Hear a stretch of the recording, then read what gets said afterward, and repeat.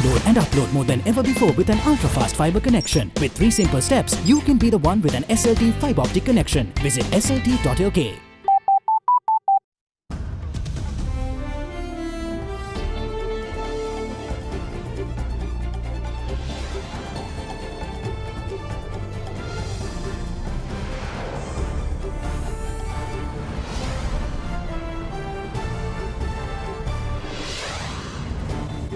Tonight, bitter defeat. Expenditure heads of 2 ministries defeated in Parliament.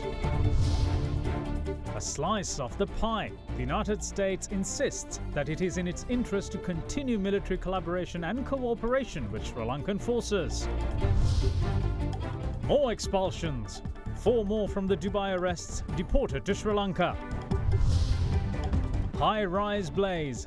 Nearly 20 people, including a Sri Lankan, killed in a fire in Dhaka. All this and much more coming up on First at 9 this Thursday, the 28th of March, 2019. From AdaDerana, this is AdaDerana First at 9. Live from Studio 24 in Colombo.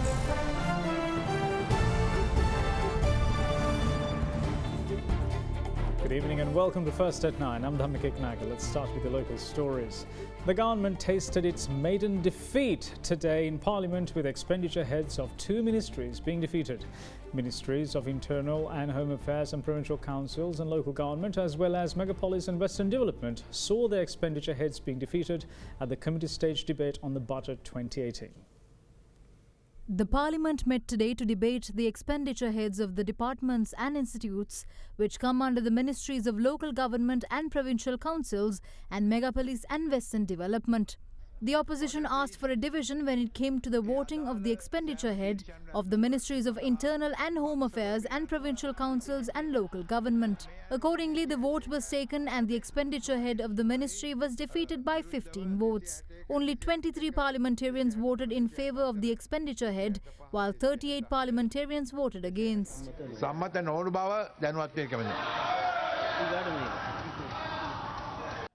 Later, the expenditure head of the Ministry of Megapolis and Western Development was taken and again the opposition asked for a division. In the vote, the expenditure head of the Megapolis and Western Development Ministry was also defeated by 14 votes as 38 parliamentarians voted against, while only 24 parliamentarians voted in favour.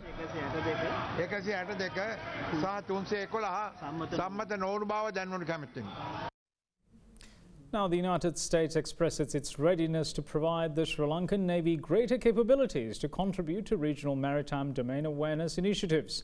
At the House Armed Services Committee hearing on U.S. national security challenges and U.S. military activities in the Indo-Pacific region, the U.S. Navy Commander of U.S. Indo-Pacific Command, Admiral Philip S. Davidson, said that Sri Lanka remains a significant strategic opportunity in the Indian Ocean.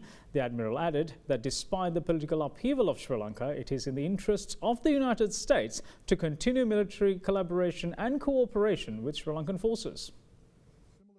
Speaking at the House Armed Services Committee hearing on U.S. national security challenges and U.S. military activities in the Indo-Pacific yesterday, Admiral Philip S. Davidson, who is the U.S. Navy Commander of U.S. Indo-Pacific Command, said that Sri Lanka remains a significant strategic opportunity in the Indian Ocean and the military-to-military relationship between the two countries continues to strengthen, although the political turmoil and ethnic tension between the Tamil and Sinhalese populations remain diverse of instability and potential obstacles to continued growth in the partnership. Speaking on the economic pressure in the region, the Admiral said that in a backdrop where the United States strive to promote a free and open Indo-Pacific, Beijing is leveraging its economic instrument of power in ways that can undermine the autonomy of countries across the region. He went on to allege that China is also exploiting growth debt burdens to access strategic infrastructure in the region. He pointed to Sri Lanka and said that the island nation handed over the control of the newly built Hambantota seaport to Beijing with a 99-year lease because Sri Lanka could no longer afford its debt payment to China. Admiral Davidson added that despite the political upheaval of Sri Lanka, it is in the interest of United States to continue military collaboration and cooperation with Sri Lankan forces, and that US Indo-Pacific Command plans cooperation with Sri Lankan military centers on building capacity in maritime security and maritime domain awareness, humanitarian assistance and disaster relief, as well as humanitarian demining, medical assistance and peacekeeping operations. Stating that their focus on Sri Lanka for 2019 is increasing Navy-to-Navy engagement with Sri Lanka, the US Admiral said Sri Lanka Navy has the potential to contribute to multilateral maritime interoperability in the Indian Ocean. Furthermore, Admiral Davidson said that the recent transfer of an excess US Coast Guard cutter to Sri Lanka in August 2018, along with additional platforms from Japan and India, provide the Sri Lankan Navy greater capabilities to contribute to regional maritime domain awareness initiatives. Highlighting the necessity of engagement with Sri Lanka, particularly the Navy, he concluded saying it is also necessary to construct a multilateral approach to capacity building with like-minded partners to rapidly enhance the Sri Lankan Navy's capabilities.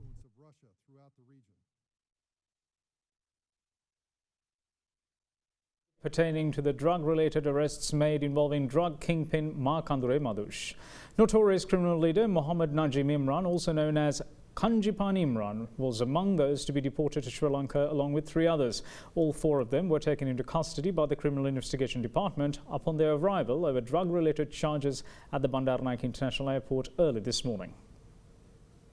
Singer Amal Pereira's son Nadimal Pereira and a prison officer at Kalutara prison, Lalit Kumara, who were arrested along with known drug kingpin Markandure Madush in Dubai, arrived in Sri Lanka yesterday upon their deportation. Meanwhile, Dubai police took steps today to deport another 4 suspects who were arrested over the same charges on the 5th of February this year. The 4 included notorious organized criminal leader Mohammad Najim Imran, whom was wanted by police over a number of criminal cases. Police spokesperson SP Ruwan Gunasekara said that Kanjipani Imran was arrested while he was attempting to flee to the Maldives. He also said that Kanjipani Imran was handed over to the Colombo Crimes Division for further interrogation, and 2 others identified as Anushka Kaushal and Amila Sampath Ratnayaka will be handed over to the Mathura police, as the suspects are wanted over several crimes in the area. The other suspect, Anderson Fernandez, is still being questioned by officers of the Police Narcotic Bureau and the CID. The police media spokesperson also said that Lalit Kumara, who was arrested yesterday, was a childhood friend of Markandure Madush. He added that the police suspect Lalit Kumara of leaking details to Markandure Madush on the movements of the prison bus which came under attack in Ethanamadala along the Javatta Road in Kalutara on the 27th of February in 2017. Meanwhile, the Department of Prisons has decided to sack prison officer Lalit Kumara from service. Prime Minister Ranil Wickremesinghe today called on the country's administrative sector to reduce power consumption in view of the country's power crisis. He expressed these views at the 36th Annual General Meeting of the Sri Lanka Administrative Service Association, which also saw the patronage of President Maithripala Sirisena. The Cabinet gave the approval to appoint a ministerial committee to look into the power crisis as proposed by the President. The committee decided to appoint a manager of power and energy at every ministry. We spoke about a temporary suspension on taking power from the national grid and instead use power generators at all ministries and other departments. For example, we at Templetrees have decided to use our power generators instead of taking power from the national grid until the crisis is over. I have a special request for the administrative sector to reduce consumption of power until the crisis comes to an end. Meanwhile, President Maithripala Sirisena expressed views about the current political situation in the country. Everyone is keen to know who the next president of the country will be because, as per the Constitution, we must hold a presidential election this year. It would be really easy to reduce the gap between income and expenditure if we address corruption issues.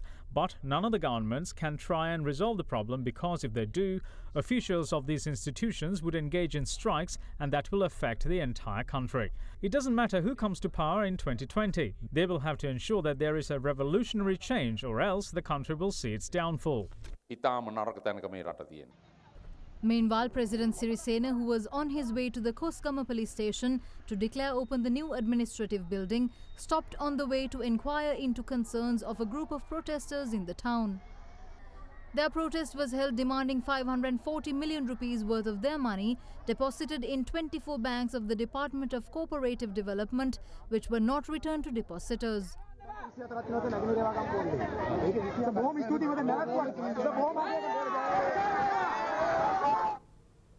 Now, additional Solicitor General and President's Counsel Jasantha Kodagoda was sworn in as the President of the Appeals Court. He took oath before President Maithripala Sirisena at the President's official residence this morning. Secretary to the President, Udaya R. Senivaratna, was also present at the event. Constitutional Council unanimously approved President's Counsel Kodagoda's name as the President of the Court of Appeal last week after it was put forward by the head of state. Now on to one of the rumbling issues. Minister of Power and Energy Ravi Karunanayake is expected to make a special statement regarding the ongoing power crisis in the country during tomorrow's parliamentary sitting. Meanwhile, Secretary of the Ceylon Electricity Board's Employees Union, Ranjan Jayalal, claims that private entities have started pushing their prices, which forces the CEB into a corner. The public of the country should not forgive the Ceylon Electricity Board for these power cuts. There have been severe droughts since 1969, and if the CEB says it doesn't have information regarding these situations, it's a lie. The CEB has the census on the annual rise in consumers.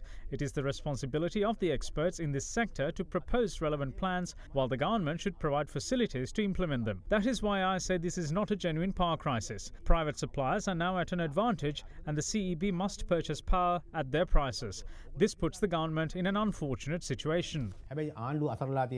Meanwhile, First at 9 inquired several pressing issues such as the development on purchasing electricity from private entities from the Public Utilities Commission of Sri Lanka. Yesterday we had received a request for a procurement of 100 megawatt on emergency basis. The Commission now reviewing the proposal.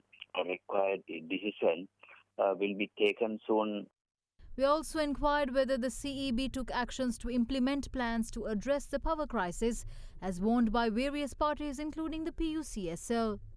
Commission, with its responsibility being the electric sector regulator, on continuous basis, based on the data available and based on the findings, has really warned, communicated to relevant authorities, not only CEB, even to Ministry of Power and Energy, to take necessary actions to ensure the approved least cost power plants are being really added on a timely manner. On 31st March of 2016, PUCSL has shown first time that in the case of further delays will occur and in compliance with the increase in demand, there would be a shortage in 2019. And PUCSL has even informed this situation later on 18th November in 2016 to Cabinet of Ministers. Later on, really, Minister of Power and Energy also, based on those communications, has written to CEB. And CEB board has taken decision to expedite the process even in 2070. So, I mean, these are evidences that PUCSL has done its responsible partner. Now it has been proved that there is a delay in procuring the required power plants and constructing them. Meanwhile, State Minister of Power and Renewable Energy Champika Premadasa said to media today that Minister of Power and Energy Ravi Karunanayake will make a special statement to the country during the parliamentary session tomorrow regarding the ongoing power crisis. Now, Sri Lanka is the world's third largest tea exporter behind China and India, with earnings of $1.4 billion just last year. About 4% of the 21 million population live and work in tea estates, giving their contribution to this revenue. But according to an expose by the Thomson Reuters Foundation, all is not well for the estate workers, and their issues stretch far beyond the demand for a daily wage hike.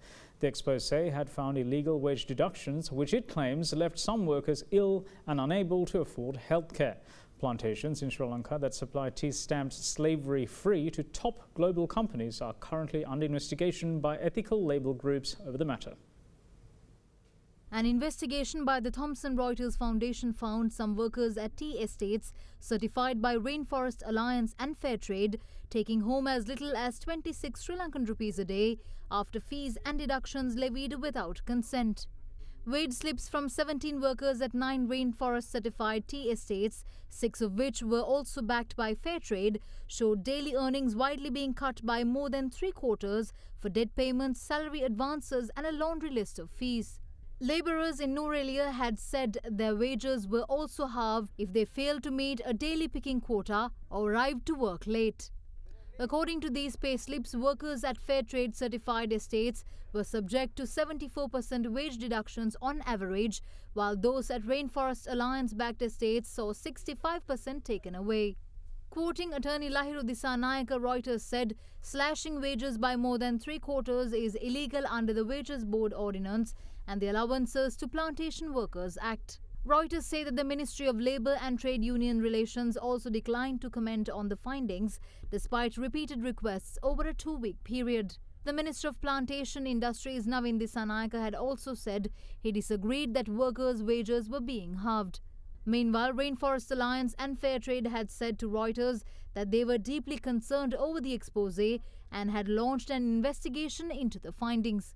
Major tea companies have increasingly relied on certification schemes to assure consumers over ethical produce. The expose, however, raises questions about the effectiveness of ethical label schemes, which are used by major tea brands and can mean higher prices and their ability to detect and combat labour abuses of workers at the bottom of global supply chains. When contacted by First at 9 Commissioner General of Labour RPA Vimalaveera vehemently refused to comment on the matter, claiming that incidents cited by Reuters are isolated incidents. Members of the opposition today urged the president to recall Sri Lanka's permanent representative to Geneva, Al-Aziz, who had allegedly signed the co-sponsorship of the UNHRC's resolution 40/L1 without the knowledge of the head of state. They also urged the Director General of the Office for National Unity and Reconciliation, Mano Tittawala, be arrested over his alleged role in the matter. The president yesterday stated that the ambassador in Geneva betrayed both the country and the military. We all are aware that the former ambassador to Austria, Shriyani Wijesekara, was recalled to the country by the president due to being unreachable for hours. We request the president to bring the ambassador to Geneva back, as he used the powers vested with you by the constitution and betrayed the country.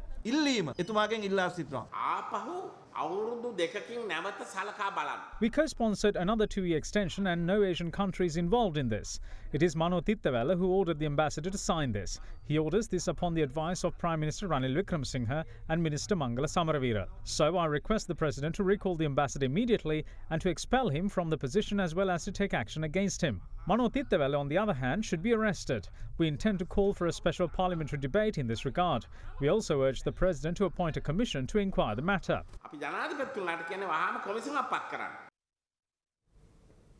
India and Sri Lanka have begun a 2-week joint military exercise with the aim to bringing synergy and cooperation, which includes the fields of counter-terrorism between the two armed forces. The announcement of the annual exercise Mitra Shakti 6 in Diyatalava came yesterday. Around 120 Indian Army soldiers and as many Sri Lankan Army personnel are participating in the 2-week military drill. One of the Indian Army colonels present for the drill said the primary focus of the exercise will be to train and equip the contingents to undertake joint counter-insurgency and counter-terrorist operations in urban and rural environment, humanitarian assistance and disaster relief operations.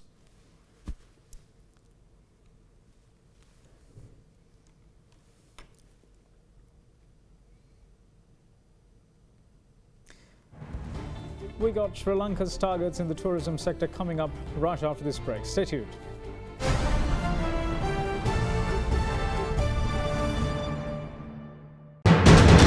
You are watching Sri Lanka's #1 news channel.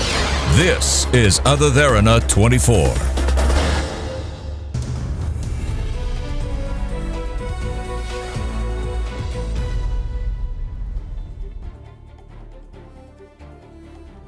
Welcome back. You're watching First at 9. Now, Minister of Tourism Development John Amaratunga is confident that Sri Lanka will be able to reach the goal of achieving 3 million tourist arrivals this year. Speaking at a media briefing to announce the Travel and Tourism Fair, which will be held on the 7th and 8th of June this year, the Minister also touched on the benefits of granting visa-free entry facilities to tourists. Talking of figures, I think we are very ambitious to go over 3 million this year. We have just finalized the visa-free arrival.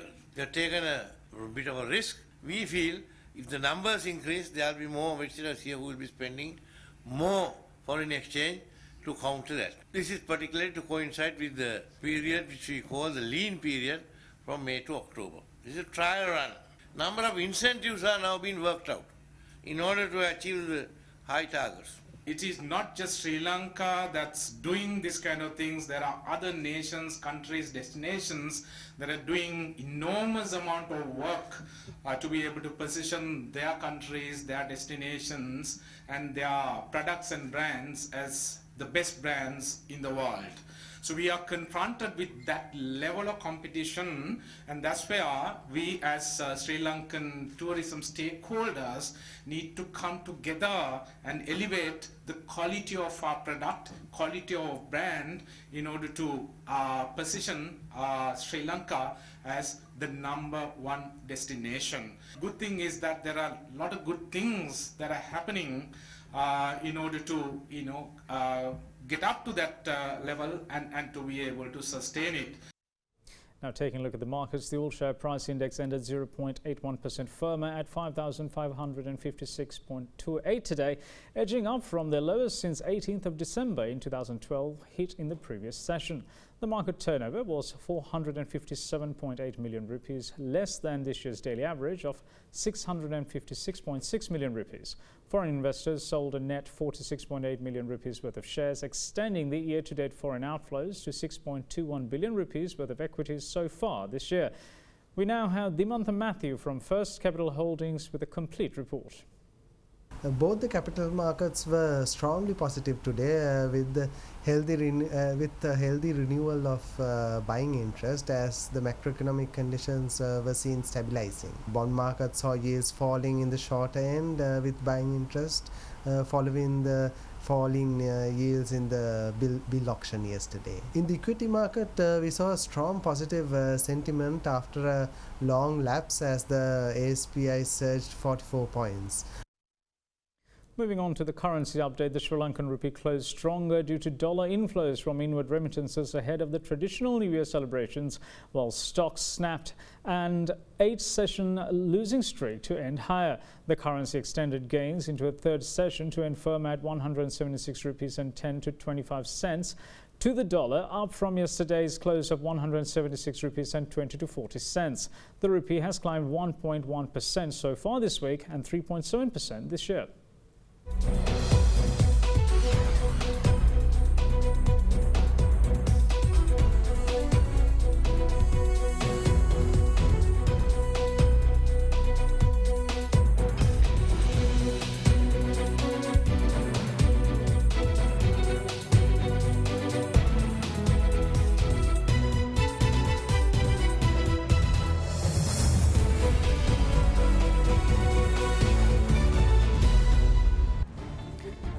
We got details of an absolute tragedy in Bangladesh coming up on the other side of this break. Stay tuned.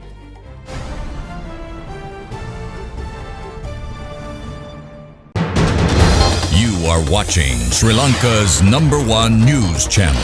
This is AdaDerana 24.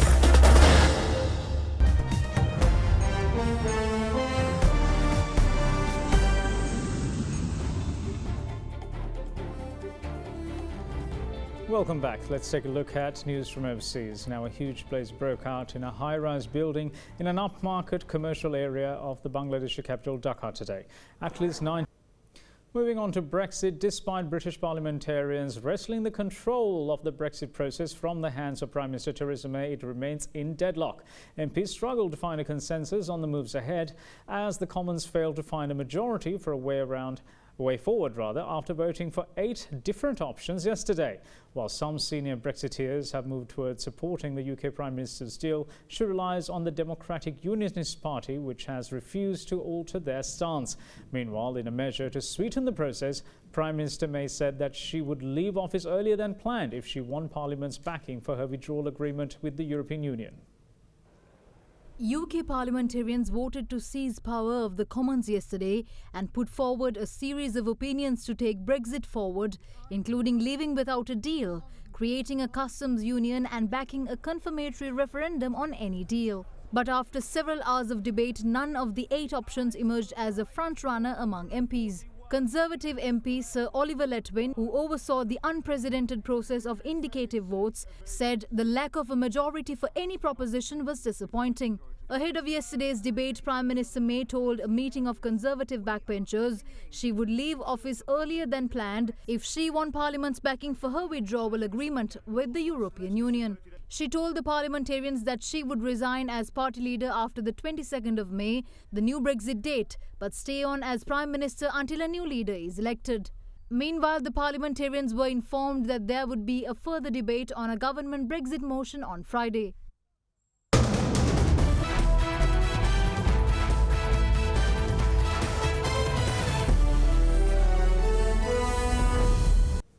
Moving on to tennis, it sure is hotting up at the Miami Open as another masterclass from 20-time Grand Slam champion Roger Federer earned him a spot in the quarterfinals. World number 1 Novak Djokovic was ousted in the 4th round, handing 4th seed Federer a relatively easier chance to notch up another Masters title. A clinical Roger Federer took a confident step towards a 4th Miami Open title yesterday, easing past 13th-seed Russian Daniil Medvedev 6-4, 6-2 to book his spot in the quarter-finals. Federer, a winner of 100 career titles, can look back on dozens of brilliant performances, and the Swiss maestro could add his ruthless 4th-round win over the red-hot Russian to that list. With 17 match wins, no player has had more success this year than the lanky Russian, but Medvedev had no answers for a rampaging Federer, who needed just 61 minutes to reach the last 8, where he will take on towering 6th-seeded South African Kevin Anderson. Canadian qualifier Felix Auger-Aliassime and American John Isner have already booked their spots in the semi-finals. And that's it from all of us here at First at 9. Thanks for watching. Bye-bye.